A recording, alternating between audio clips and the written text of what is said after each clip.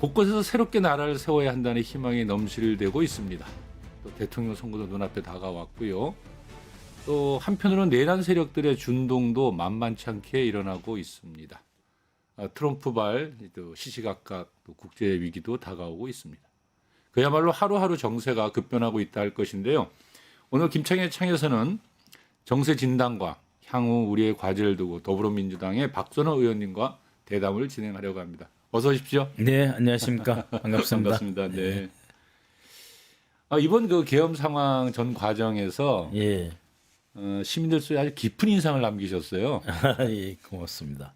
예, 아주 예리하게 상황도 분석하고 예. 또 국무위원과 군인들을 아주 다그치는 모습을 보면서 예. 많은 사람들이 예. 카타르시스를 느끼기도 하고요. 예.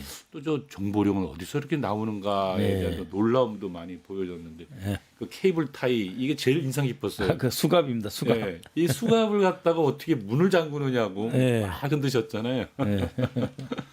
근데 오늘 예. 보니까 너무 환하고 좋아요. 얼굴도 예. 환하시고. 근데 텔레비전 보다 보면 좀 무서울 때가 많아요. 인상을 많이 예, 쓰시고. 아무래도 내란 세력하고 예. 싸워야 되고 또 반박을 그리고 물리쳐야 되잖아요. 예. 입증해가는 과정이라서 그렇습니다. 아, 그런가요? 그래서 저는 이게 그 정말 분노의 탓인가 아니면 컨셉이냐 네, 이렇게 생각을 했는데 정말 분노를 참을 수가 없구만요. 예, 하시다 보면. 예, 그렇죠.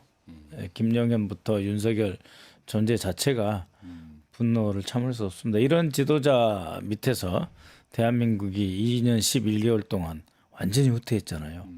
거기다가 일상적으로 국정 운영을 잘못한 수준을 넘어서 아예 국정을 망가뜨리더니 이제는 장기 집권을 하겠다. 그래서 스스로 국방장관과 군 특수부대를 동원해서 국회를 침탈하고 선거관리위원회를 침탈한 그야말로 내란 반헌법 그렇죠. 반헌정 행위를 한 집단이기 때문에 분노가 치미지 않을 수 없습니다. 원래는 좀 밝고 이렇게 예. 부드러운 남자인가요? 예, 좀 농담도 좋아하고요. 아, 예. 그러신가요? 오늘은 좀 즐겁게 가보겠습니다. 예, 그렇죠. 아이고. 어제 예. 이제 첫 질문을 한번 해보겠는데 어제 예. 그 이재명 대표의 예. 그 출마 선언 보셨죠? 예, 예, 봤죠. 예. 굉장히 좀 신선했어요. 예, 좋았습니다. 예, 보통 일반적으로 보면 이제 출마 선언을 한다 그러면 예, 이렇게 길거리에서 하든 간에 뭐 기자회견 형식을 예. 띄거나 또는 예. 막 고래고래 막 연설을 예. 하거나 하는데 뭐 예. 다큐식으로 영상을 내기도 하고 예, 그 좀 일종의 그것도 나름대로의 현재 보여주고 있는 좀 차분한 이미지 내지는 예. 좀 안정적인 이런 걸 만들려고 한 거죠. 그렇다고 봅니다. 일단은 제일 큰 이제 헤드라인 타이틀은 이제 지금은 이재명. 지금은 이재명 예, 그러니까 이제 지난번에는 이재명은 합니다. 합니다. 예, 이제 맞습니다. 능력을 능력. 이제 이렇게 잘 그 설명하는데 집중을 했다면 능력이라든지 역량 이런 건 다 아니까 바로 이 순간 꼭 필요한 지도자다. 지금 내란도 극복해야 되고 그렇죠. 상처로부터 국가 전체가 회복돼야 되고 통합도 돼야 되고 그런데 지금 우리가 직면하고 있는 내외의 도전이랄까 과제 이거는 정말 아까 처음에 말씀하셨다시피 팽팽 돌아가면서 이거 한 발 잘못 발 디디면은 낭떠러지로 떨어지는 예. 그런 국면이잖아요. 굉장히 위험스러운 예. 공간이죠 지금. 그래서 단순하게 어떤 그 능력 이상의 어떤 메시지를 주고 있지 않나. 그래서 지금은 이재명. 여러 가지 말이 많지만 이번 한번 이제 지금은 이재명 하자. 가장 절실할 때 절실한 사람이다. 뭐 이런 이미지를. 필요하고 예. 이 어려운 이 강 파고를 함께 넘자 그런 의미이지 않나 생각합니다. 그가 대통령이 된다면 어떻게 달라질까요? 일단은 그 분위기라는 게 있지 않습니까? 예. 그게 확 달라질 것 같아요. 이제는 이재명 앞에서는 부정 부정, 안 되고 거짓말 거짓말하면 안 되고.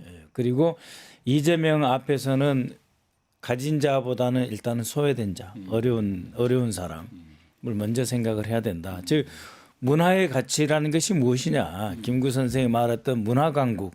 그 1945년, 47년 그때 김구 선생이 우리 한국이 가야 될 길로 문화 강국을 이야기했는데 문화, 즉 품격 있는 사회라고 하는 것은 어려운 사람을 이렇게 보살필 줄 알고 배려할 줄 아는 그런 사회 아니냐. 그 점이 제일 많이 바뀔 것 같아요. 지금 부자 감세라든지 아니면은 검찰 공화국 또 이 돈 있는 자들은 무엇을 해도 된다. 또 권력과 함께하면 뭐 헌법재판소도 뽀개버려야 된다. 그렇죠. 뭐 반란을 해도 된다. 해야 된다. 뭐 서울지법, 서부지법을 파괴해도 된다. 이런 그 비정상에서 벗어나서 차분하고 뭔가 새롭게 시작할 수 있는 분위기가 바로 좀 잡힌다. 아무튼 그렇죠. 바르게 잡히고 정의로워진다 이렇게 예, 해야 되겠네요. 그렇죠. 그 이재명 앞에서 거짓말이 통하겠습니까? 행정관료가 안 통합니다. 야. 예, 예. 공무원들 바짝 긴장하고 있겠네요 지금 그러면. 예, 공무원도 이제 또 맞춰가는 데는 또 잘 숙달돼 있는 분들이라서 그런 흐름과 분위기에 또 잘 맞춰올 겁니다. 바짝 긴장해서 새로운 대한민국 건설해야죠. 알겠습니다. 네.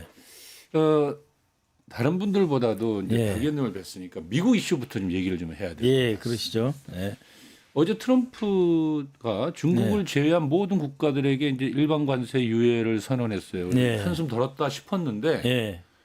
또 이 사실은 유럽이나 우리나라에 대해서는 또 예. 미군 주둔비, 그러니까 예. 반입이 예. 분담금이라 하지 않습니까? 예, 이걸 그렇습니다. 고액으로 아주 거액을 받아내겠다는 뜻을 또 아주 또 강하게 표출하고 예. 있고요. 예. 그래서 트럼프 시대의 대미 관계라고 하는 게 산 넘어 산이구나라는 생각이 좀 많이 드는데요. 예. 그러니까 슬기로운 한미 관계는 어떻게 해야 되느냐?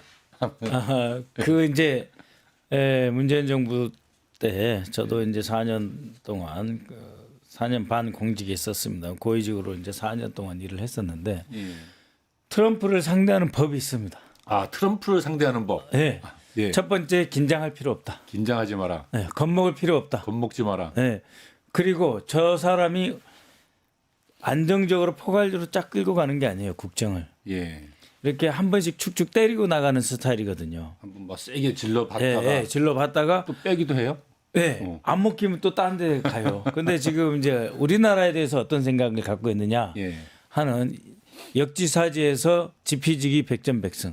그래서 겁먹지 말고 요새 유행하는 말로 쫄지 말고 쫄지 말고 편안하게 두려워하지 마라. 두려워하지 말고. 그리고 지피지기 백전백승. 저 사람이 지금 유리한 고지에 있느냐 불리한 고지에 있느냐 잘 봐라. 즉 지금 트럼프는 허공에 헛주먹질을 너무 많이 해가지고 친구가 하나도 없어요. 미국 안에서도 미국 안에서도 그렇고 동맹국에서도 그렇고 나라에 안에서도 나토니 뭐 나토 그다음에 이제 그 브렉시트라고 해가지고 EU에서 벗어난 영국조차도 스페셜 릴레이션십이라 그러거든요. 영국하고는 특별 관계다. 그렇죠. 원래 특별 관계. 네, 그 특별 관계조차도 이제 흔들리고 있는 영국까지도 다 지금 멀어져 있는 거예요. 유럽 동맹은 다 멀어져 있다. 그럼 우리나라에 대해서는 어떻게 생각하느냐? 첫 번째 돈이 많고 부자다. 작은 나라인데 모든 기술을 다 갖고 있다. 이 모든 것은 미국 덕분에 이러한 성취가 그러니까. 있었다. 그러니까 내놔라. 내놔야 되는데 또 안쓰러운 부분도 있다. 뭐냐? GDP의 2.7%를 국방비로 쓰고 있다 하는 걸 또 알아요. 알아요. 그리고 전 세계에서 가장 큰 미군 기지를 운영해 주고 있어 가지고 미국한테 꼭 필요하다. 그 이제 평택 험프리 기지를 말하는 것입니다. 그리고 이 한국이 없으면 중국 억제가 쉽지 않다. 이것까지 알아요. 어디 보셔도 필요한 나라잖아요. 그럼 그렇습니다. 예. 그것까지 다 알기 아는데, 때문에 예. 이 그 방위비 분담금을 자꾸 요구를 하는 것은 예. 야 한국처럼 2.7% GDP 내는 나라도 내가 이 손목을 비틀고 있어.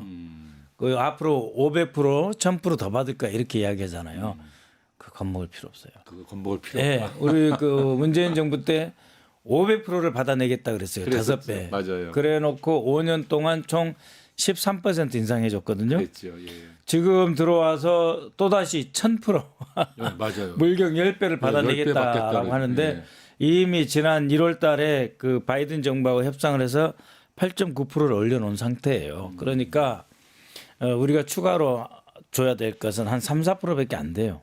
그걸 총 이 3, 4% 추가로 더 주면서 이것을 카드로 활용을 해야 되는데 트럼프의 이 어떻게 보면 무대뽀 같은 막 질러대는 성격도 있는데 또 이슈가 분산돼서 깜빡깜빡해요. 그래서 한국 너 나와 내놔 해놔가지고 500% 1000% 낼 거지. 아 예 그러면 또 딴 데로 갑니다. 그 다음에는 전문가들끼리 협상이 돼요. 협상이 길게 끌면 되고. 예, 그래서 겁먹을 거 없다. 지금 트럼프는 모든 동맹국 트럼프로부터 멀어져 있고 정치적으로 벌써 탄핵 트럼프 아웃 소리가 나오고 있고 트럼프 손대 트럼프의 핸즈업 말이 나올 정도로 국내 정치적으로 벌써 석 달밖에 안 됐잖아요. 취임한 지 석 달도 안 됐는데 그런 위기를 맞고 있는 거예요. 그러면은 너무 쫄지 말고 두려워하지 말고. 네, 미국에서 뭘 요구하더라도 요구에 대해서 당장은 뭐 이렇게 마구 흥분할 필요 없이 시간을 끌면서 이렇게 또 슬기롭게 헤쳐나갈 수 있다 이런 거네요. 왜냐하면 트럼프 정권은 예외가 많아요. 예외가 너무 많다. 네, 왜냐하면 바이든이나 민주당 정부는 촘촘하게 이렇게 밀고 들어오거든요. 조직적이고 체계적이에요. 그리고 법률에 기초한 협상이고 또 크게 보면은 이 틀을 만들어요. 제도적인 틀을. 그걸 만드는데 네, 그래서 다자주의. 그러니까 동맹국 전체가 힘을 합쳐서 중국을 목을 조이자 뭐 이렇게 해서 다자주의를 하기 때문에 예외가 잘 없어요. 그런데 트럼프는 예외가 많습니다. 1대1 양자주의 1대1로만 승부를 보는 게임이라서 예외가 많이 있습니다. 그러면 그 바이든 이야기가 나온 김에 좀 같이 덧붙여서 좀 여쭤보겠는데요. 이 바이든 정부 때는 이제 소위 말하는 아까 말한 그 다자주의라고도 표현하셨는데 일종의 그 신냉전 전략을 펼쳤지 그렇죠. 않습니까? 이제 뭉쳐라 우리끼리 뭉쳐서 이제 중국을 이제 적으로 해서 또 이렇게 그 어느 때보다도 한미일 동맹이 유례없이 이제 강화를 시켰고 그러다 보니까는 사실 남북 관계도 많이 파탄됐고 중국과의 관계 또 러시아와의 관계도 굉장히 소원해졌고 우리 한국이 외교적으로 무척 힘든 상황에 지금 빠졌단 그렇죠. 말이죠. 그렇습니다. 근데 앞으로 그러면 우리나라가 이제 트럼프 시대가 왔는데 이 나가야 될 외교 관계를 할까요? 한반도 평화에 대한 전략은 어떻게 세워야 됩니까? 그러면 방금 이제 잘 설명을 해주셨는데요. 이 바이든 정부 때는 이 그물망이 동맹국을 이렇게 다루는 관리하는 그물망이 촘촘해요. 잘 못 빠져나가요. 아 그렇죠. 빠져 못 나가죠. 못 빠져나가. 그래서 야 일본, 미국, 일본, 뭐 유럽 다 이렇게 같이 하는 거야. 이렇게 쫙 모아야 되기 때문에 빠져나가기가 어렵습니다. 독자적으로 가기가 어려워요.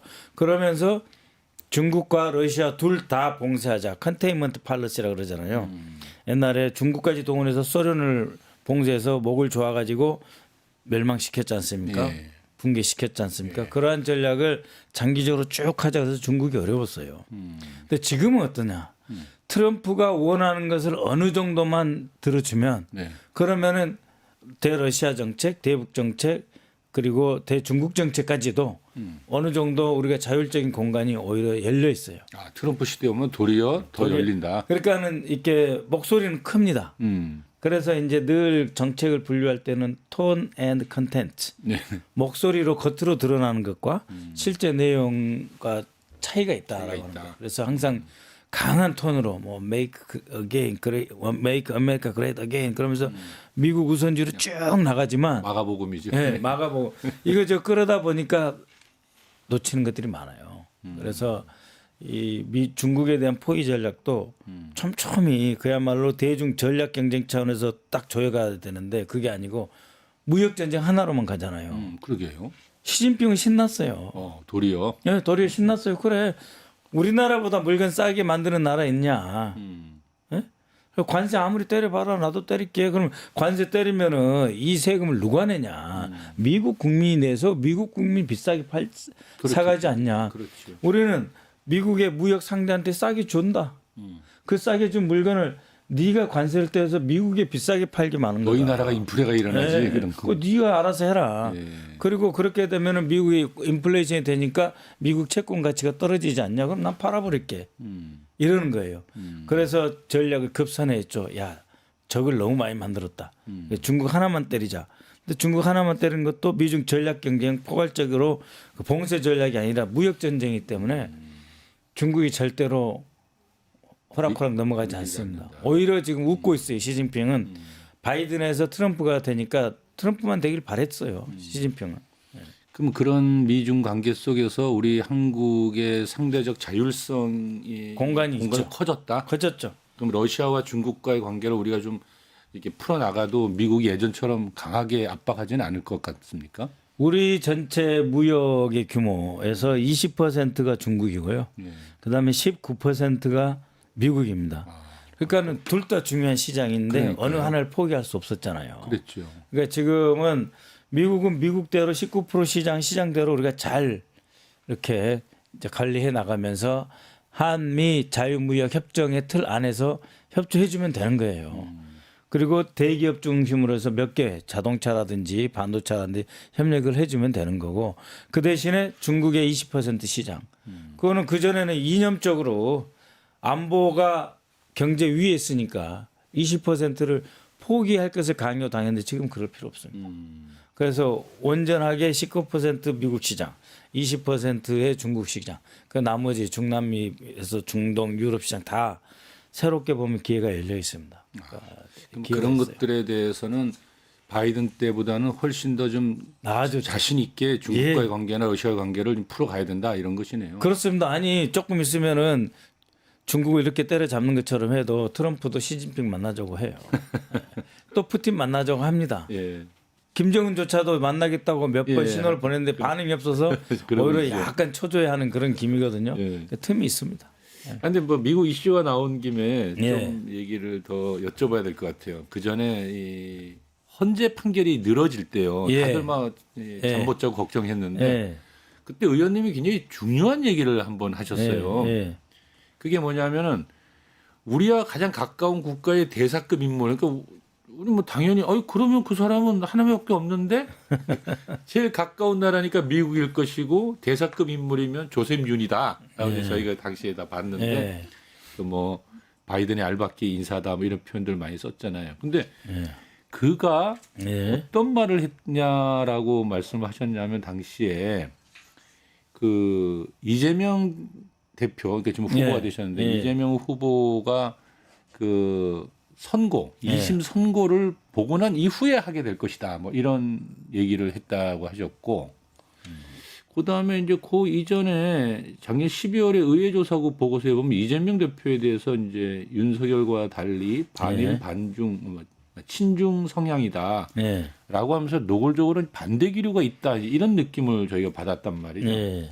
그래서 이제 제가 볼 때 그 박 의원님의 그런 그 조셉 윤에 대한 이야기나 또는 그 의회 조사국을 보나 예.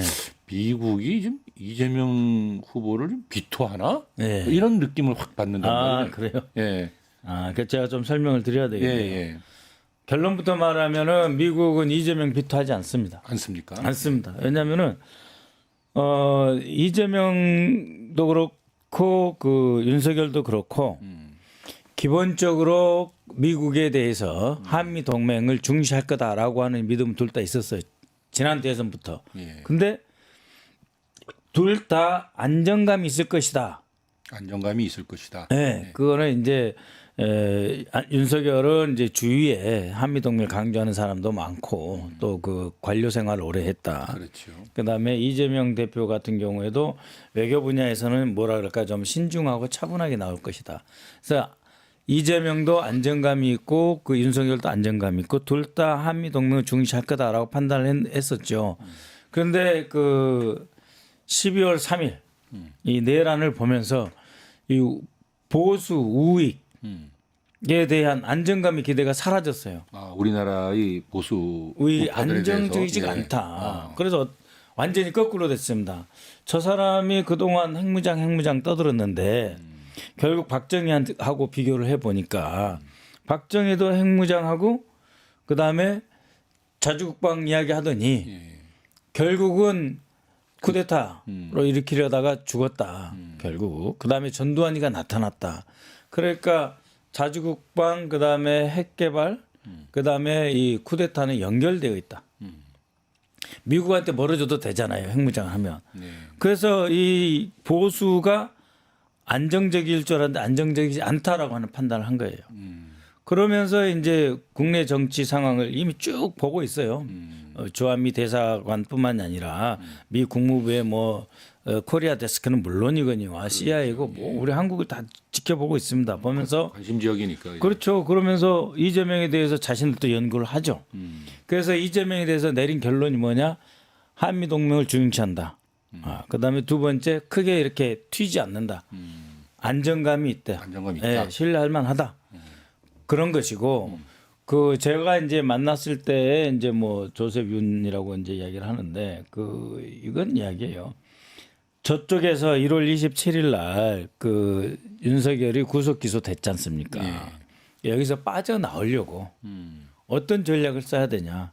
그럼 빠져나오려고 그러니까 이 지금 윤석열이 그 구속돼 있는 거잖아요. 그렇죠. 내란의 수괴로. 내란의 수괴로. 예. 그러니까 이 이미지를 길게 가져가야 되잖아요. 그래서 시간을 벌어야 된다.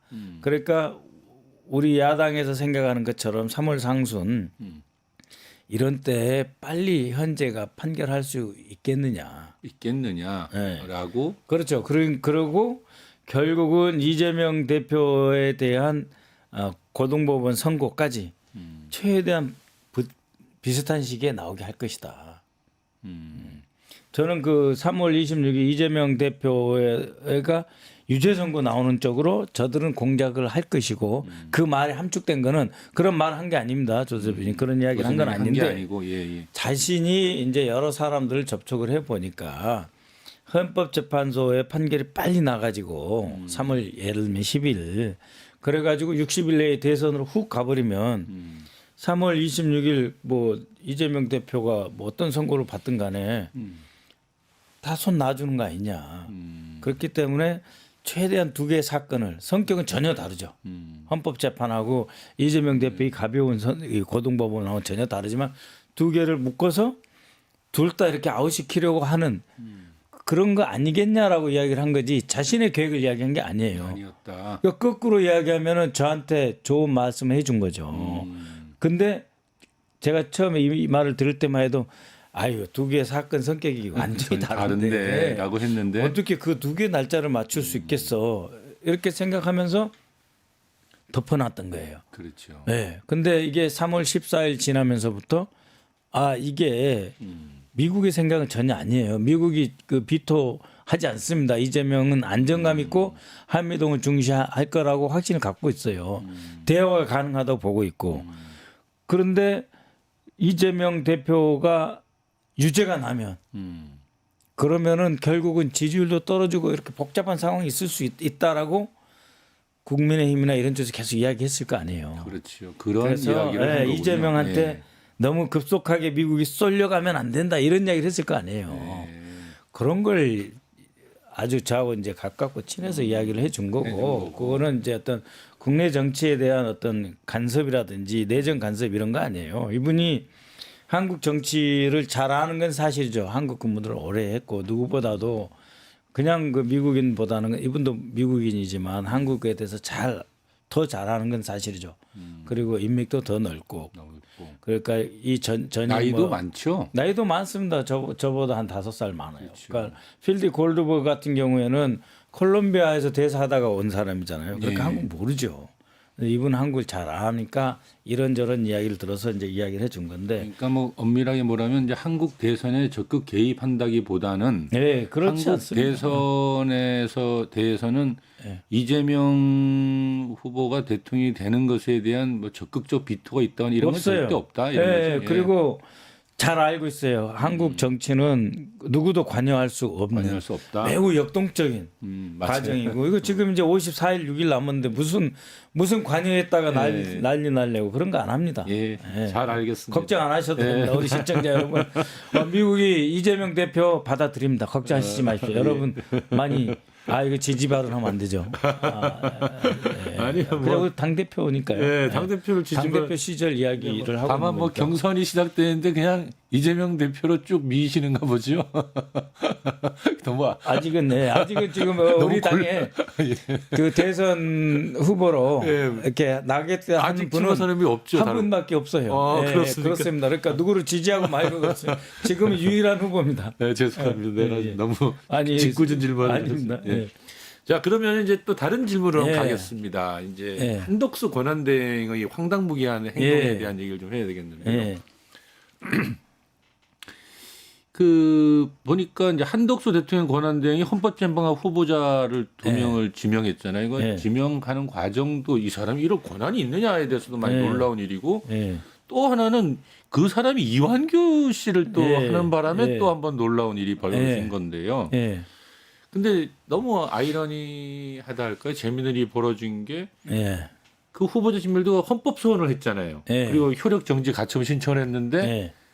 헌재에서 그 사건 주심이 마은혁 신임 예. 재판관이 맡았어요. 이것도 예. 전자 추첨해서 했더라고요, 보니까. 예, 예. 그러니까 이게 참 이게 무슨 아무래도 이제 사건이 하나도 없을 테니까요.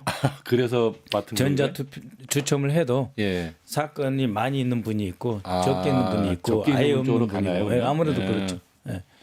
그래서 이 헌재 맡겨지게 됐는데요. 예. 이 평소 한덕수 권한대행의 언행으로 봤을 때는 좀 약간 의외라는 생각도 들어요. 되게 좀 뭐랄까 좀 예. 겁이 많다는 느낌을 많이 받았었는데. 아, 근데, 그래요? 예, 근데 그게 아닌 것 같아요. 보니까 너무 노골적인 일을 저지르고. 그렇죠. 그리고, 그러니까 겁이 많은 건 내란에 연루돼서 내란죄로 기소될 부분.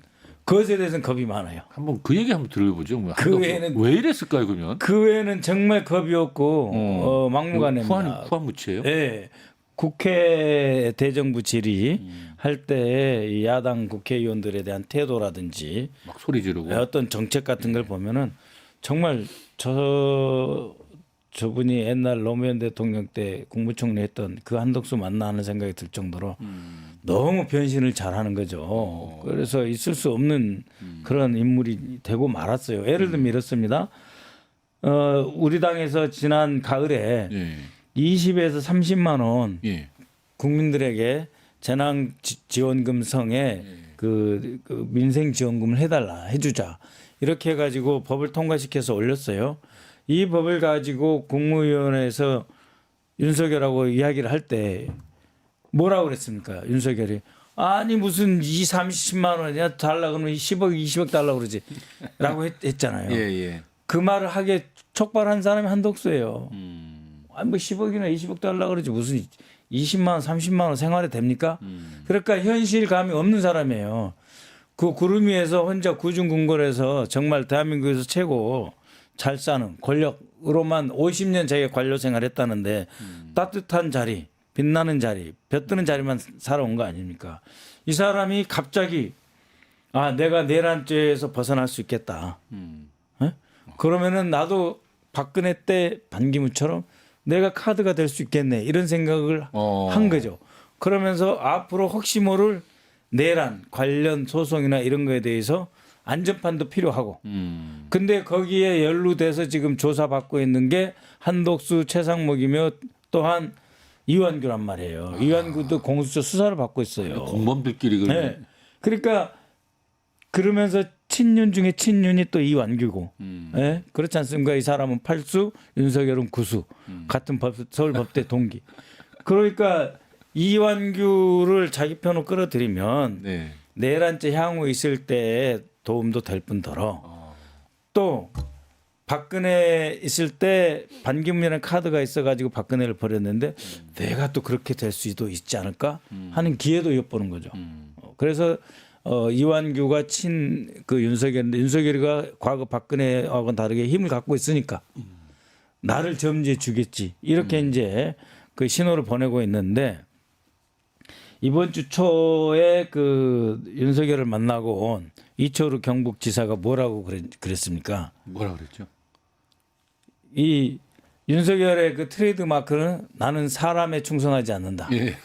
그랬죠. 예. 이번에 뭐라고 그랬냐?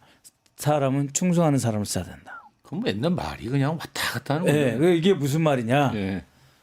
헌법재판소에 그 증인으로 나와가지고 한덕수가 이거는 국무회의도 아니고 뭣도 아니고 나는 반대하는 것을 싹둑 잘랐잖아요. 윤석열하고 관계 잘못된 경험해서 아니 그 사실이긴 한데 싹둑 잘랐잖아요. 그랬죠. 예. 이것에 대한 상처, 배신의 상처가 크다는데. 분노가 좀 있구만. 네. 예. 그러면 도대체 이 국민에서 누구에게 배신감을 느꼈을까? 그렇죠. 누굴까요? 네. 그 한덕수가 그 중에 하나다. 다른 사람은 모르겠지만 한덕수는 무조건 그 중에 하나다. 근데 본인은 이완구 끼면은 내란에 연루될 때 혹시 방패 막 될 수도 있고 또 잘하면은 자신이 그 후보로 후보도 될수 점지되는데 좋게 봐줄 수도 있다. 근데 윤석열은 이철우한테 그 이야기하고 그다음에 나경원 불러서 이번 대선 경선에 나가셔야 했잖아요. 그러니까 한덕수한테는 뜻이 없어요. 없고. 네. 오히려 배신자군요. 배신의 그 고통을 준 사람으로 돼 있겠죠. 그런데 이러한 한덕수가 무슨 이러한 그 욕심을 부리는지 이완규를 추천을 했잖아요. 그러니까요. 지명을 한 겁니다. 지금 지명을 해서 아직 국회로는 오지 않았죠. 근데 이거를 공교롭게도 이제 마은혁 신임 헌법재판관이 이 사건을 맡은 거죠. 참 아이러니합니다. 예. 근데 이제 마은혁 재판관 등 국회에서 추천한 그 헌법재판관에 대해서 대통령 권한 대행은 임명하는 의무가 있는 거예요. 권리 그렇죠. 행사가 아닙니다. 맞습니다. 그러니까 이거는 그 대통령으로서 고유의 중대한 권한 행사가 아니라 의무의 이행이에요. 예. 그 권한 대행은 의무 이행은 해야 돼요. 근데 그걸 안 했잖아요. 안 했죠. 그래서 위헌이라고 판단을 받은 거잖아요, 사실상. 예, 받았죠. 근데 그거는 안 해. 그건 안 해놓고. 근데 이제 적극적인 권한 행사인 대통령으로서 임명권, 예, 그건 또 하고. 임명이 의무가 있고 임명권이라고는 권한인데 그거는 자기 행사하겠다는 거잖아요. 그러니까요. 그게 얼마나 이게 상충되는 거예요. 앞뒤가 다른 거죠. 예. 예. 그걸 누구보다도 마은혁 헌법재판관이 잘 알죠. 제일 쓰라리게 느꼈을 거 아닙니까? 그러니까요. 거의 100일 가까이. 그래서 지켜봐야 되겠네요. 예, 인생의 아이러니다. 그러니까요. 만나도 이렇게 만나느냐. 근데 한 가지만 추가로 말씀드리면 예. 저도 이제 뭐 그 청와대 행정관 때부터 해가지고 이 그 인사검증을 3번 받았거든요. 예. 그 인사검증을 받기 위해서는 최소한 일주일의 시간이 필요해요. 왜냐하면 인사검증을 뭐 민정수석실에서 하든 아니면은 그 법무부에서 하든 하려 그러면은 금융거래를 다 떼야 되고요. 통장 다 떼야 되고 그다음에 토지거래 이런 거 다 떼야 돼요. 그럼 그걸 다 떼려고 그러면 다른 기관들에게 요구를 해야 돼요. 그럼 그 기관에서 이 서류를 보내줍니다. 거기에 3일에서 7일 걸려요. 그렇기 때문에 이 인사검증을 하려면 최소한 10일 이상 걸리는 거예요. 네? 특히 현재 법제처장에서 전혀 다른 헌법기관 자료를 갈 때는 반드시 인사검증을 해야 되는 거예요. 그렇죠. 근데 화요일 날 통보받았다. 인사검증 안 했다는 뜻이에요. 왜냐면은 제가 어떤 자리에 가려고 할 때 청와대는 어디서 전화가 오잖아요. 자, 이 자리에 당신에 대해서 인사검증을 하겠다. 동의하겠냐? 예, 동의하겠습니다. 그럼 이거 절대 인사검증 끝날 때까지 대입이다. 명심해라. 명심하겠습니다. 언제까지 자료를 내라. 7일 주겠다. 이렇게 된단 말이에요. 이걸 안 한 거예요. 전혀 안 하고 그냥 네, 일단 안 하고. 지명부터 해버렸네요. 네. 그 뒤에는 물론 이제 정진석 비서실장이나 김주현 민정수석 등의 영향력이 없지는 않을 거다. 왜? 이들이 여전히 윤석열과 함께 한 배를 타고 있고 그렇죠. 또 이완규라고 하는 사람 헌법재판관에 박아놓으면 쓸모가 많잖아요. 그렇죠. 그럼 공동의 방패인데 이 공동의 방패를 만들면서 거기서 또 본인의 활로까지 찾아가는 이 한덕수의 알겠습니다. 정말 일체 잔대할인데요. 아니 근데 그 국민의힘이 그 한덕수가 그런 그 또 꿈을 꾸고 있다고 하니까 네. 이 말 나온 김에 네. 국민의힘 후보 난리입인 것 같아요. 보니까 뭐 네. 15명 어제 얘기했던 오늘 보니까 뭐 20명이 넘어서는 것 같다 이러는데 예. 누가 후보될 것 같아요? 이거 한번 좀 그러니까 재밌게 이게- 한번 짚고 한번 넘어갈까요? 주요 장관직 했던 사람하고 예. 그다음에 이제 지방자치- 광역자치단체장 했던 사람 예. 그다음에 한 3선 이상 예, 뭐 다 나오는 거 다 같아요. 다 나오는 거죠. 나오는 것 예. 같아요. 이게 아니면 언제 이름 알리냐. 뭐 18명이다, 뭐 20명이다 이러는데 결국은 지금 이제 오늘 오후 5시에 물론 그것도 두고 봐야 되지만 윤석열이 이제 아크로비스탄지 어딘지 사저로 옮긴다잖아요. 옮긴다고 하죠. 예. 그때 또 소집할 겁니다. 아, 그 사람의 지목되는 사람이 그렇죠. 후보가 되는 거군요. 예, 지금 이제 저 당에 약 55만 명의 예, 이제 그 당원이 있는데 이 55만 명 중에 한 15만 이상은 뭐 특정 종교하고 연관돼 있다 이런 식으로 돼 있기 때문에 거의 경선에서는 몰표가 가는 거예요. 아, 그렇죠. 그게 그래서 무섭지. 예. 이 22명이든 18명이 다 의미 없고 윤석열이 누구한테 주느냐. 윤석열이 찍어주는 사람이 대선 후보가 된다. 근데 이제 윤석열도 그럼 누굴 찍을 것 같아요? 정치를 좀 했잖아요. 예. 그래서 되는 사람을 찍어야 될 보통 건데. 전당대회 때 이렇습니다.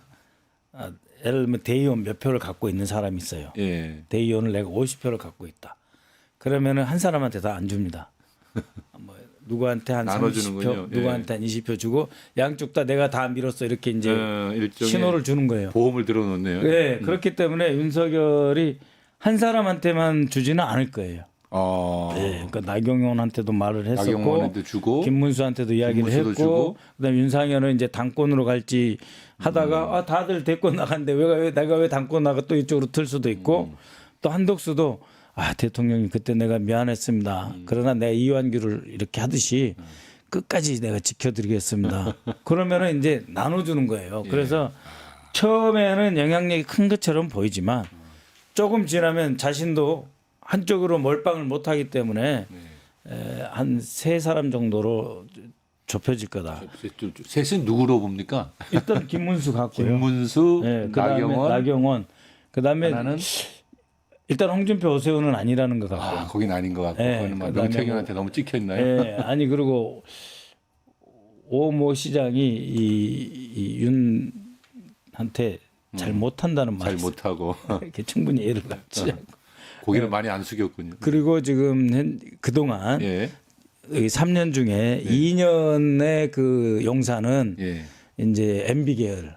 아, 그리고 이제 있다가 나갔고 다. 예. 그리고 나간 사람들 상당 부분이 모 시장 쪽으로 갔다는 설이고요. 이건 설입니다. 그리고 최근 1년 동안은 박근혜 쪽. 박근혜 쪽. 이게 이제 다 그 대통령실을 실무부터 장악을 했다 이렇기 때문에 좀 거리가 있고 그렇게 보면은 이 홍준표 오세훈은 좀 아닌 것 같고 그렇습니다. 그래서 한동훈은 당연히 아니고 뭐 그렇기 때문에 한 3명 정도 그래서 그 3명 정도인데 둘은 탁 찍었는데 한 명은 누가 될지 잘 모르겠네요. 예, 그렇죠. 한덕수하고 뭐 윤상현 정도인데 다른 분들하고 얘기할 때보다 훨씬 재밌습니다. 그래요? 뭔가 좀 정보를 통한 뭔가 좀 답이 나온 듯한 느낌을 받아가지고. 근데 이제 마지막 갈등이겠죠 한덕수. 근데 그 여론조사 하면 한번 훅 올라갔다 훅 떨어질 거예요 한덕수. 그렇겠죠. 누가 어느 국민이 좋아하겠습니까? 누가 좋아하겠어요? 내란 장당에 배고프다고 힘들어하는 국민들한테 무슨 20만 원이냐 10억 달러 그러지.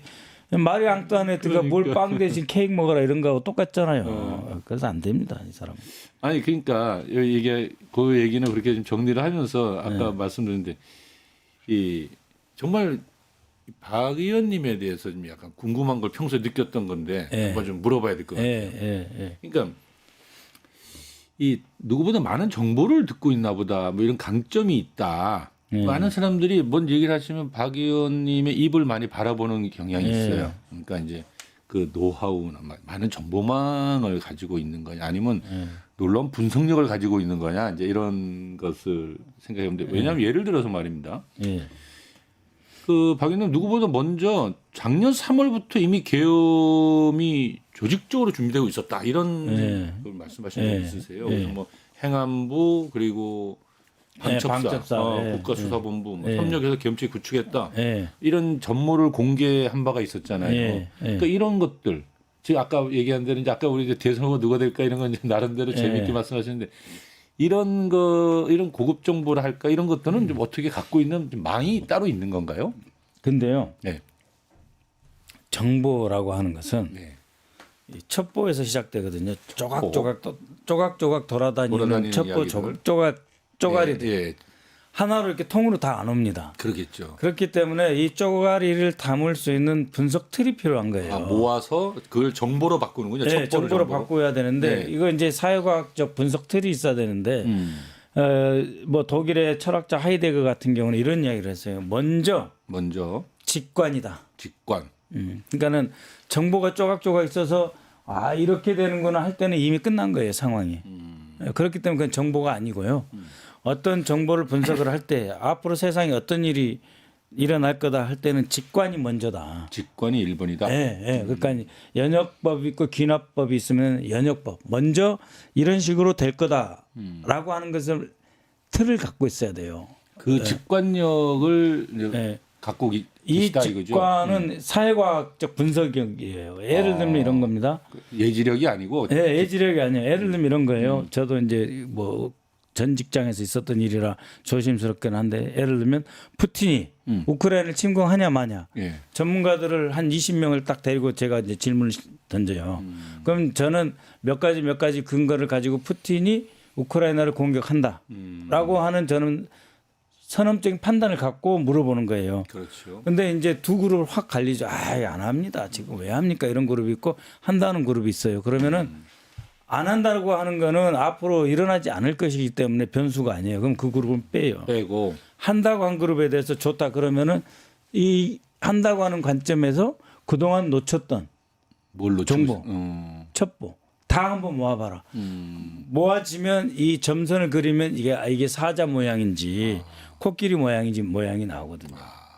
그러니까 처음에 이걸 딱 던질 때 저는 이 정권은 쿠데타 한다. 계엄한다. 박근혜의 사례를 보면서 학습이 끝났다.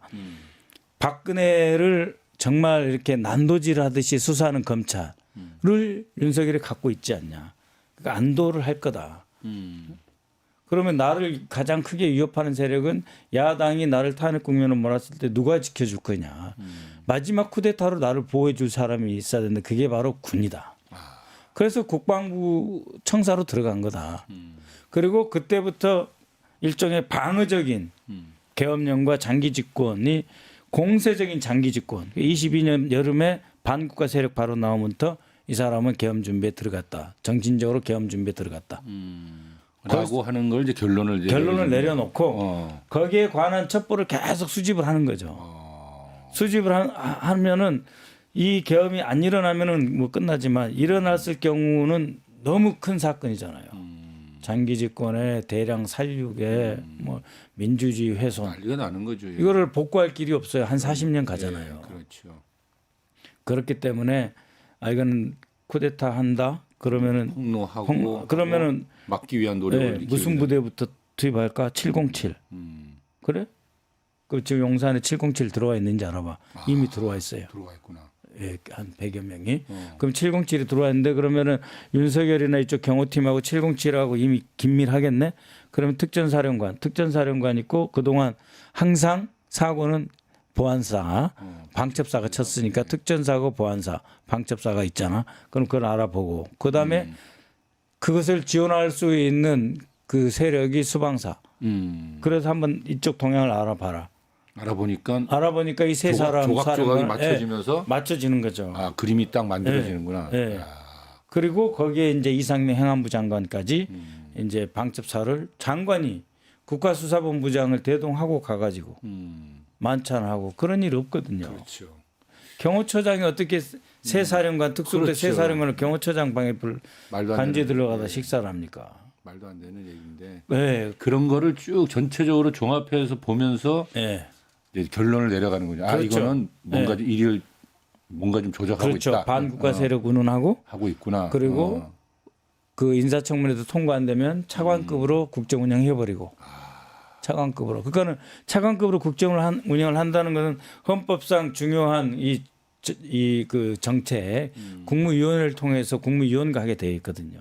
이거 다 무시하는 거잖아요. 우리 국가 전체로 봤을 때는 박 의원님 같은 분들이 굉장히 귀한 분이시네요. 그러니까.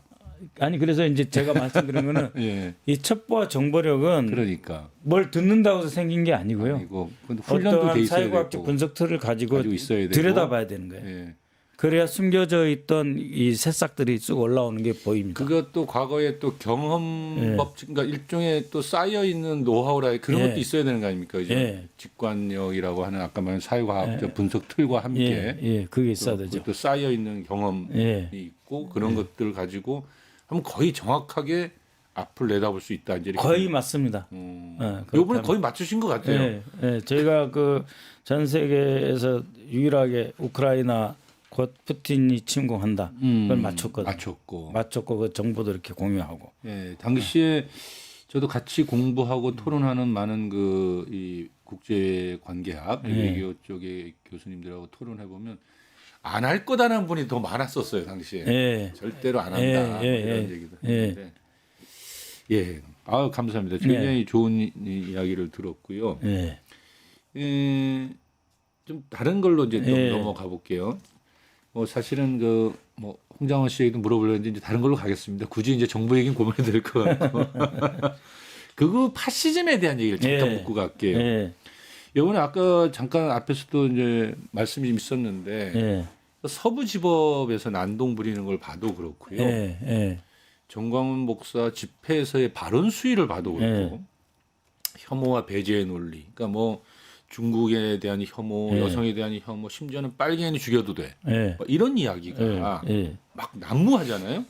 그래서 한국 사회가 정말 이렇게 빠르게 극우화되고 있는 거냐, 예. 아니면 소수의 극우 집단과 국민의힘이 손을 잡은 거냐, 예. 도대체 예. 우리 한국 사회가 정말 극우 파쇼화되고 있는 거냐, 뭐 여러 가지 생각이 예. 많이 드는데 예. 그 직관력과 예. 분석력 보신다면 어떻습니까, 우리 한국 사회에 대해서? 그 이제 그 대개 민주주의가 쭉 이렇게 그 직선으로 상승 곡선을 잘 그리지는 않는다고 그래요. 그래서 항상 이렇게 이제 출렁거리죠.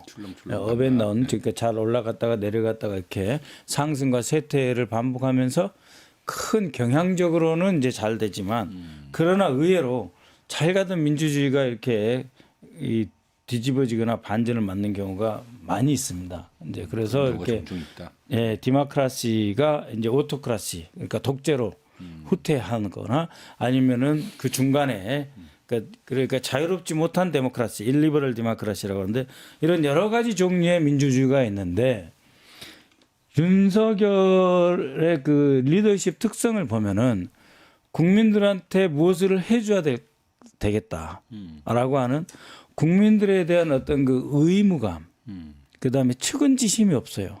그러니까 이렇게 어려운 사람 보면 안쓰럽다.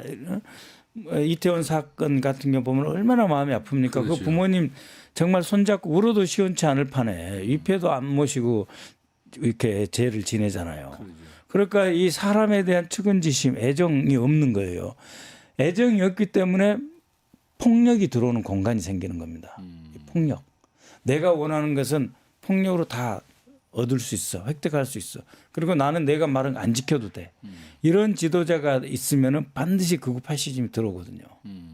그러니까 이 사람이 평소에 신뢰를 주려고 노력을 하고 말하는 것을 지키려고 노력하는 지도자가 그래서 중요한 거거든요. 불쌍한 사람 보면 측은지심이 생기고 이재명 같은 경우는 측은지심이 본능적으로 있는 거예요. 공정 노동자로서 팔도 부러져 보고 이 고통을 알잖아요. 예. 어려운 사람을 좀 이해해야 돼요라는 말을 이재명한테는 말할 필요가 없어요. 체득해서 알기 때문에 이미. 근데 윤석열은 모르잖아요. 아버지는 국내 1호, 네. 일본 국비 유학생. 그렇죠. 그렇죠. 그다음에 박사 따기도 전에 이미 연세대에서 교수를 쭉 했고 그때 어린 나이에 같이 유학도 갔고 한국은 아주 후진국으로 보이고 한국에서 좋은 건 별로 없다. 대한민국에 대한 자부심도 없어요. 없고. 측은지심도 없고. 그리고 거짓말에 대한 어떤 도덕적인 불감증이 너무 세요. 세고. 말 안 지켜도 되고. 그러니까 거기에 폭력. 내가 하고 싶은 대로 해도 된다라고 하는 폭력에 대한 용인이 생기는 거죠. 그 폭력을 먹고 사는 게 바로 극우 파시즘이거든요. 그래서 이 극우 파시즘은 자생적인 측면이 있습니다. 1945년 뭐 이전부터 쭉 그야말로 그 화산 밑에 용광로처럼 쭉 이글거리던 용암처럼 있었는데 있었는데 그것들이 그동안은 그야말로 이제 그 민주화 이후 한 30년 동안 억제되어 있다가 윤석열 때 그냥 분출해 버린 거예요. 분출한 거죠. 박근혜 때도 이러진 않았어요. 그렇진 않았죠. 이러진 않았어요. 이명박 때도 이러진 않았는데 지도자가 해도 돼 하는 사인이 있고 거기에 자금과 돈과 조직이 들어가니까 힘을 받는 거죠. 지금 너무 위험스러워 보여가지고 우리 사회가 이래도 되는가 할 정도의 뭐 여과되지 않은 발언들이 막 쏟아져 나오니까. 근데 이제 그나마 다행인 거는 이렇게 쭉 용암 속에 이글거리다가 툭 분출한 거거든요. 그러니까 이 용암하고 이 지각하고 사이에 약간 빈 공간이 있다 그러잖아요. 그럼 이걸 꾹 채우면서 팡 터지면은 이거를 막지 못해요. 감당을 못하는데. 복원이 안 되는데 지금은 이 용암이 이글이글 거리는데 그 지각하고 사이에 좀 빈 공간이 있는데 이게 한 줄기 툭 살짝 튀어나왔어요. 그래서 우리 사회에 경고를 준 겁니다. 이거 주의해라 된다. 그래서 이 주의를 해야 되는데 약간의 이단 종교 세력하고 다 엮여져 있고 그렇기 때문에 일단은 그 윤석열이 파면 선고 나오면서 그 파면을 인정한다는 것 자체가 한 75% 이상 되잖아요. 그렇죠.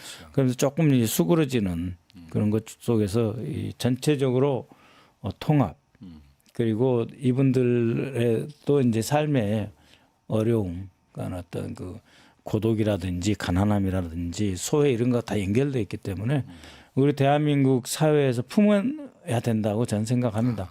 그러니까 이게 드러나는 거는 일탈적 병리 현상이고 우리나라에 매우 안 좋은 일이지만 품고 나가야 된다. 방법은. 알겠습니다. 이번 내란 과정에서 이제 뭐 마지막으로 가고 있는데요. 아직 다 안 밝혀진 실체들이 많은 것 같아요. 예, 그렇죠. 예.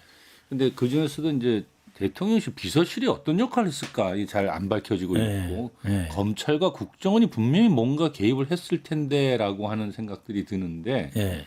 이 계엄 전 과정에서 무슨 일을 했을까 이건 우리가 모른단 말이죠. 예. 근데 이제 박 의원님은 오랫동안 이제 국정원에도 이제 몸을 담았고 계셨고, 예.